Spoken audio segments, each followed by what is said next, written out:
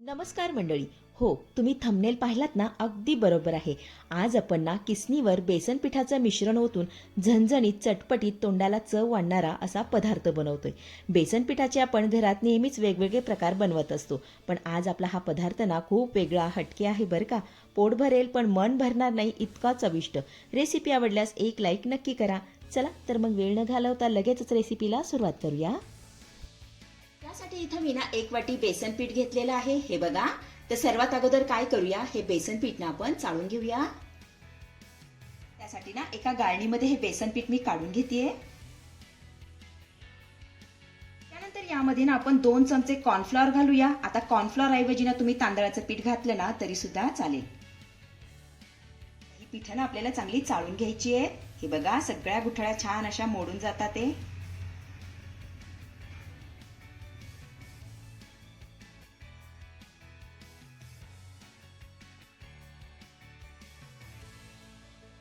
इथे आपली पीठ छान अशी चाळून झालेली आहेत. त्यामुळे तुम्ही बघू शकता यामधल्या सगळ्या गुठळ्या मोडून गेलेल्या आहेत आणि पीठही असं हलकं फुलकं झालंय. आपण आता काय करूया, हे पीठ ना मिक्सरच्या भांड्यामध्ये काढून घेऊया.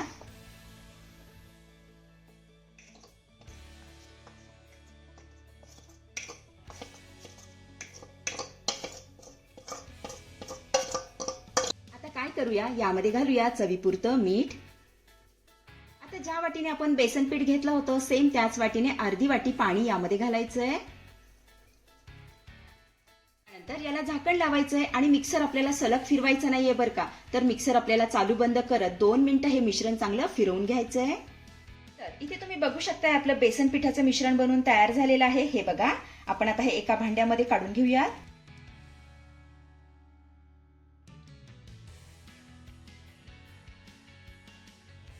बेसन पिठाचं मिश्रण आपलं काढून झाल्यानंतर पुन्हा आपल्याला 1 ते 2 मिनिटं याला चांगलं फेटून घ्यायचंय, म्हणजे हे छान असं हलकं फुलकं होईल.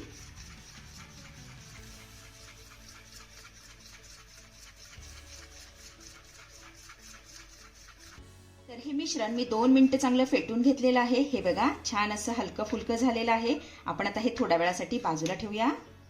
त्यानंतर इकडे मी कढईमध्ये तेल गरम करण्यासाठी ठेवलेलं आहे. आता हे तेल ना आपल्याला अगोदर चांगलं कडकडीत गरम करून घ्यायचंय.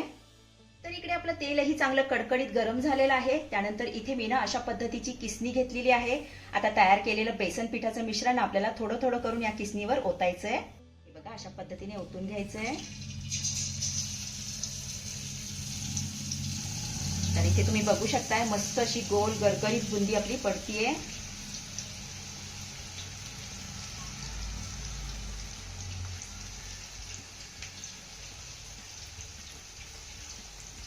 तेलामध्ये बुंदी पाडून झाल्यानंतर गॅसची फ्लेम ना आपल्याला लगेच मीडियम करायची आहे आणि मीडियम फ्लेमवरती ही बुंदी ना मस्त अशी कुरकुरीत होईपर्यंत आपल्याला तळून घ्यायची आहे.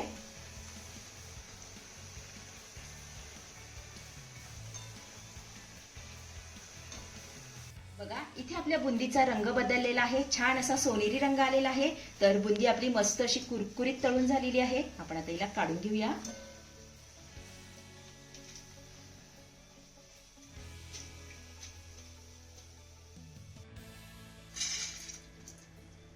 आता अशाच पद्धतीने सगळी बुंदी आपण तळून घेऊया.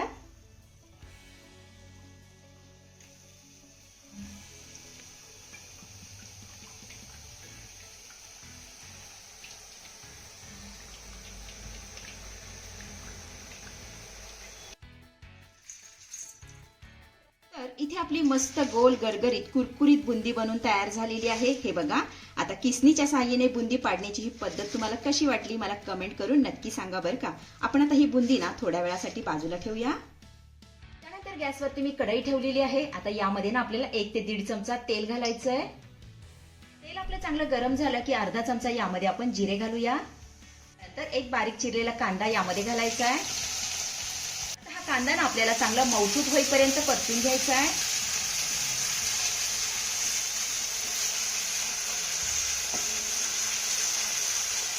चला, इथे आपला कांदा चांगला मऊसूत परतून झाला की अर्धा चमचा यामध्ये आपल्याला किसलेलं आलं आणि किसलेला लसूण घालायचा आहे. तर याला ना 1 मिनिटभर आपण चांगलं परतून घेऊया.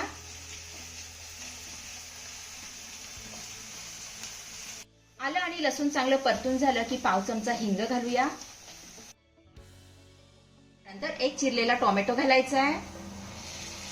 हा टोमॅटो ना चांगला मऊसूत होईपर्यंत आपण परतून घेऊया.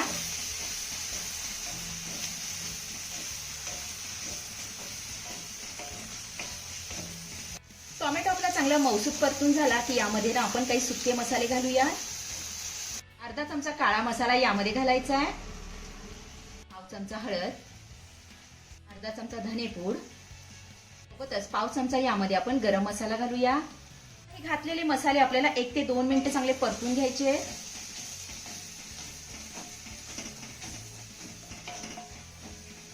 तर इथे हे सगळे मसाले मी चांगले परतून घेतलेत. आता यामध्ये ना आपल्याला अर्धी वाटी पाणी घालायचं आहे. त्यानंतर यामध्ये घालूया चवीपुरतं मीठ. छान मिक्स करून घेऊया.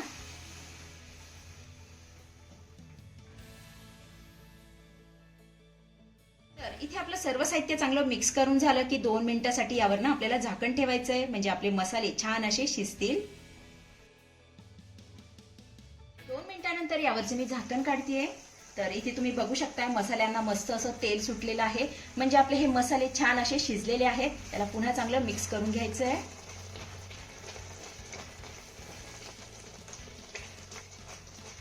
आता यामध्ये ना आपल्याला तयार केलेली बुंदी घालायची आहे. वरनं छान अशी बारीक चिरलेली कोथिंबीर घालूया. आता मिनिटभर ही बुंदी ना आपल्याला चांगली परतून घ्यायची आहे. ही छान अशी मिक्स करून घ्यायची आहे.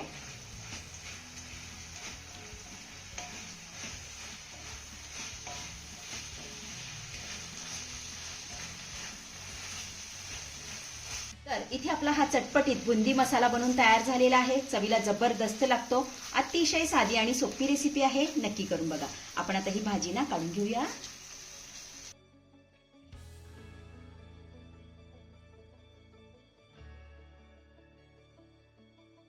तर मंडळी, कशी वाटली आजची रेसिपी? आवडली आहे का तुम्हाला? आवडली असेल तर लाईक करा, शेअर करा, सबस्क्राईब करा आणि हो, शेजारीच असलेलं घंटीचं बटन दाबून ऑलवर क्लिक करा, जेणेकरून माझ्या येणाऱ्या नवीन रेसिपींचं नोटिफिकेशन सर्वात आधी तुम्हाला दिसेल. धन्यवाद.